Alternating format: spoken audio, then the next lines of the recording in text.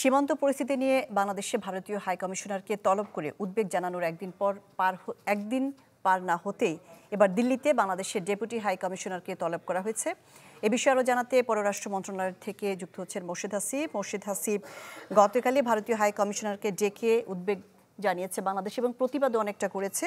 আজকে আবার বাংলাদেশের ডেপুটি হাই কমিশনারকে তলব করেছে ভারত। এ বিষয়ে বিস্তারিত জানতে চাই। শুরুতে একটু বলে রাখি যে বাংলাদেশে যিনি ভারপ্রাপ্ত হাই কমিশনার আছে দিল্লিতে, এখন পর্যন্ত কোনো হাই কমিশনার নতুন সরকার নিয়োগ দেয়নি। ফলে যে ভারপ্রাপ্ত এবং অ্যাক্টিং হাই কমিশনার আছে তাকে দুপুরে তলব করা হয়েছিল দিল্লির পররাষ্ট্র মন্ত্রণালয় থেকে।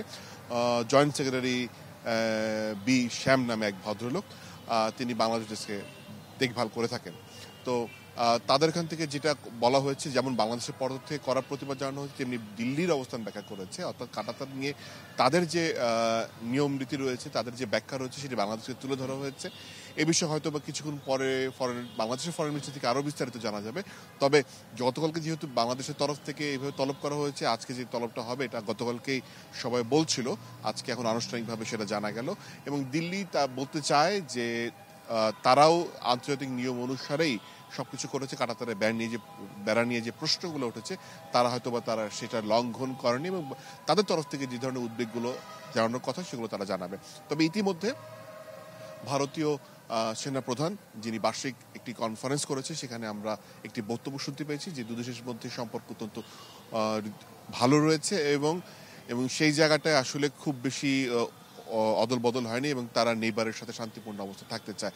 সো একই দিনে আসলে দিল্লি থেকে দু ধরনের বার্তা আসছে। এটি আসলে সম্পর্কের যে দুই রকম দিক রয়েছে, টানাপোড়েন রয়েছে, আবার ভালো দিকটা রয়েছে, স্পষ্টভাবে তুলে ধরে। তো এই ছিল আমার কাছে সবশেষ। হয়তো বিস্তারিত জানলে আপনাকে আরো বিস্তারিত জানাতে পারবো। জি, মোর্শেদ হাসিব, আপনি খবর সংগ্রহ করতে থাকুন। পররাষ্ট্র মন্ত্রণালয় থেকে আমাদের সাথে যুক্ত হয়েছিলেন মোর্শেদ হাসিব।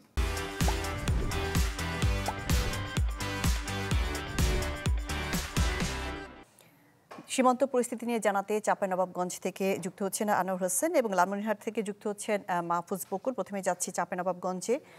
চাঁপাইনবাবগঞ্জে যেমনটি বলছিলাম যে ৮ তারিখে দুই দেশের পতাকা বৈঠকের পর পরিস্থিতি কিছুটা স্বাভাবিক হয়েছে এবং গতকালও কিন্তু ভারতীয় হাই কমিশনারকে ডেকে উদ্বেগের পাশাপাশি প্রতিবাদ জানিয়েছে বাংলাদেশের পররাষ্ট্র মন্ত্রণালয়।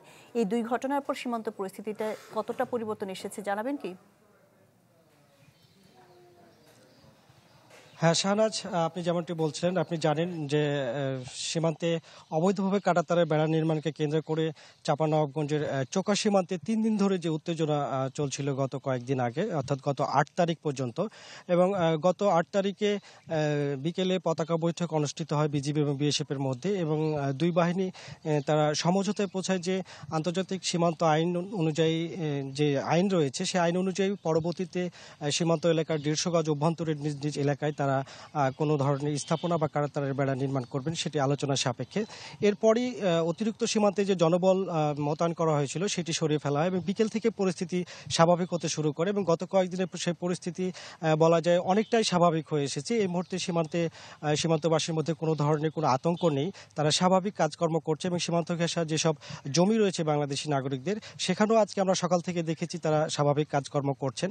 এবং তারা আরেকটি বিষয় জানিয়েছেন যে বর্তমানে পরিস্থিতি দিন দিন স্বাভাবিক হচ্ছে এবং উন্নতির দিকে যাচ্ছে। তবে ভারতীয় গণমাধ্যমে বিভিন্ন অতিরঞ্জিতমূলক যে খবরগুলো প্রচার হচ্ছে সেটি নিয়ে তারা কিন্তু কিছুটা উদ্বেগ এবং উৎকণ্ঠার মধ্যে রয়েছে। তারা জানিয়েছেন যে আমরা সীমান্তে কাজ করতে যাচ্ছি, সেক্ষেত্রে মানে কাস্তে কোদাল বা অন্যান্য যন্ত্রপাতি নিয়ে তারা কাজ করতে যাওয়ার সময় তাদেরকে বলা হচ্ছে যে তারা জঙ্গি কার্যক্রম করতেছে, এরকম ধরনের বিভিন্ন তারা অভিযোগের কথা আমাদেরকে জানিয়েছেন।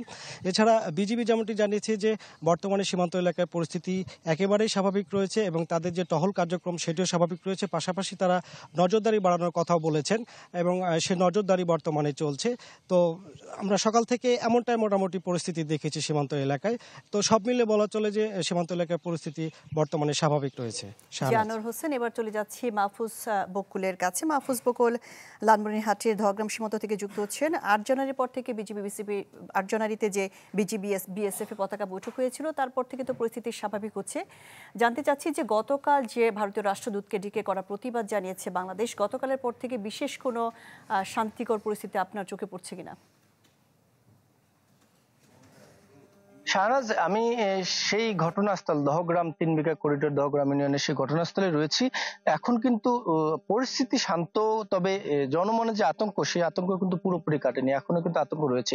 আমি যে জায়গায় দাঁড়িয়ে রয়েছি এটি একদম বাংলাদেশ অংশ, একদম বাংলাদেশ অংশ লাগোয়া কিন্তু কাঁটাতারের বেড়াগুলো স্থাপন করা হয়েছে। এই জায়গাতেই কিন্তু বিজিবি এবং সাধারণ বাংলাদেশি মানুষ, তাদের কিন্তু অভিযোগ, তারা বলছেন যে নোম্যান্স ল্যান্ড অর্থাৎ আন্তর্জাতিক আইন মেনে 150 গজের মধ্যে যে কোনো ধরনের স্থাপনা নির্মাণ করার সুযোগ নেই, সেটি তারা কিন্তু বিএসএফ মানছে না, এবং তারা একদম বাংলাদেশ লাগোয়া এই কাঁটাতারে বেড়া দিচ্ছে। এর ফলে সাধারণ মানুষরা যেটি বলছেন যে কাঁটাতারে বেড়া স্থাপনা বলে তাদের কৃষিকাজ থেকে শুরু করে দৈনন্দিন সীমান্তে তাদের জমি জমা রয়েছে, এগুলোতে কিন্তু কাজ করা একদমই কষ্টসাধ্য হয়ে দাঁড়াবে, এবং এর ফলে তারা কিন্তু আগামীতে ভোগাবে। তারা যেটি বলছিলেন যে দীর্ঘ ইতিহাস রয়েছে এই অঞ্চলে, যখন কাঁটাতারে বেড়া ছিল না তখন কিন্তু সাধারণ মানুষ তারা এখানে মিলেমিশে ছিল, দুই পারে সীমান্তবাসী যারা রয়েছে তারা মিলেমিশে ছিল, তারা একে অপরের সাথে বিভিন্ন আদান প্রদান করতো, খেলাধুলা থেকে শুরু করে বাজার একসাথে পাশাপাশি তারা কিন্তু করতো। অনেকেই ভারতে বাজার করতে যেত, ভারতের মানুষ বাংলাদেশের এই কাছাকাছি যে বাজারগুলোতে সেগুলোতে আসতো, এবং বিভিন্ন ধরনের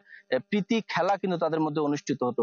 কিন্তু এখন কিন্তু সেই অবস্থা ধীরে ধীরে রাজনৈতিক পট পরিবর্তনের ফলে পরিবর্তন হচ্ছে, এবং সাধারণ দুই দেশের যে বাসিন্দা রয়েছে সীমান্ত, তাদের মধ্যে কিন্তু আতঙ্ক তৈরি হচ্ছে, গোলযোগ তৈরি হচ্ছে। আমি যদি বলি এই সময়ে যে কাঁটাতারের বেড়া নির্মাণের যে বেসামরিক লোকজনের যে অংশগ্রহণ, এটি কিন্তু দুশ্চিন্তায় ফেলেছে। এখন কিন্তু পরিস্থিতি সব মিলিয়ে শান্ত, তবে জনমনে আতঙ্ক এখনো রয়েছে। বাংলাদেশিরা বলছেন তাদের আতঙ্ক হয়তোবা আরো কিছুদিন পর হয়তোবা কাটতে পারে। শাহনাজ। জি, মাহফুজ বকুল চাঁপাইনবাবগঞ্জ এবং লালমনিরহাট থেকে সেখানকার সীমান্ত পরিস্থিতি নিয়ে জানাচ্ছিলেন আমাদের সহকর্মীরা।